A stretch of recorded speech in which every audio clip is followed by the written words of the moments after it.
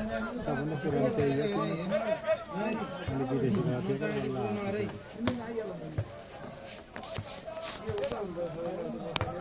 यी दुईटाको खेल हेर्नको लागि यहाँ आएको हो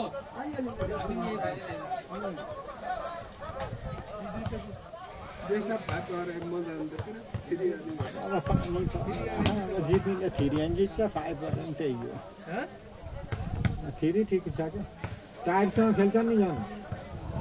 5 भनेपछि गर्छु भन्ने हुन्छ ढिला हुन्छ नि फेरि यहाँ टाइट हुन्छ लस्करै खान्छु सकेसँग 2 गेम भन्ने हुन्छ 5मा 3 गेम जित्नु पर्यो अनि खेल थाक्ने लास्टै थाक्छ लामो हुन्छ हेर्न पाइन्छ हेर्नेलाई पो त खेलाडीलाई त त्यो टाइट हुन त धेरै ठिक छ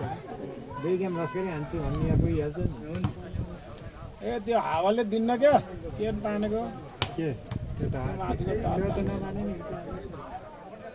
बरु खेलाइदिए भयो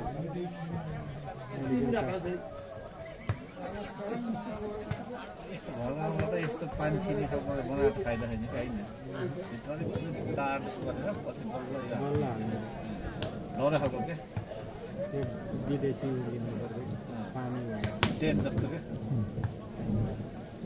यो पानीले हरायो भने त बढाइ ठुलो हेर्नु खोइ पानी अरू ठाउँमा आएको यता सुनाएको तेरो गाममा म आउँदिनँ भने छ देख्नु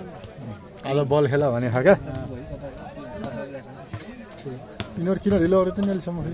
खोइ पानी नै हरा तेरा बाउका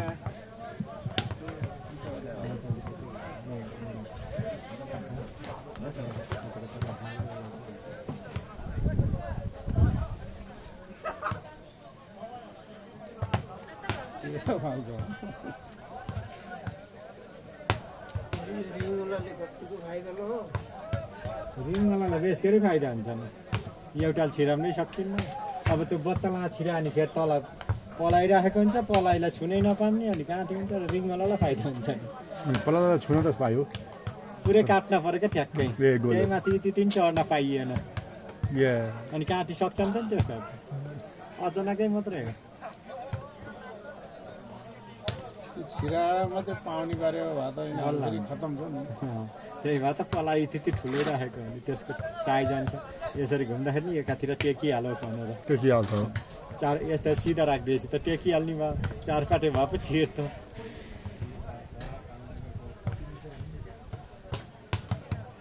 कहाँ हेर्दैन सिन अब तलको चकटी गोलो राखिदियो बल्ल फाट्ने थियो त्यो 4पट्टि चाहिँ 4पट्टिले टेक्नै दिन्न त्यो टुप्पोमा रसी के गरेर ढुङ्गा बाँधेर यता फाल्दैन यो दिमाग पनि लडाउनु पर्छ क्या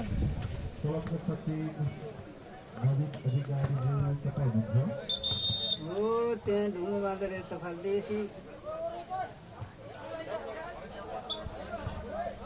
यता आउने टुप्पोमा दुले छ नि त्यहाँ रसी मार्ने अनि ढुङ्गा मार्ने